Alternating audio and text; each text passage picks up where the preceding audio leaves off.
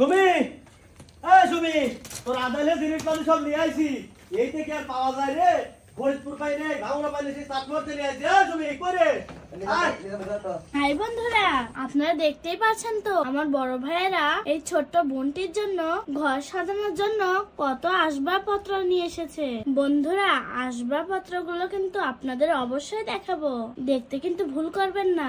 আর দেখুন বন্ধুরা, ওই আকাশের চাঁদটা কত সুন্দর, সেই সুন্দর লাগছে তাই না? তো বন্ধুরা, চাঁদটা দেখুন আর আমি আর আপনাদেরকে গল্প বলি। আয় আয় চাঁদ মামা গল্প তো শুনেছেন, আজ আর বলবো না, আমার ভাইয়ারা অনেক কষ্ট করছে।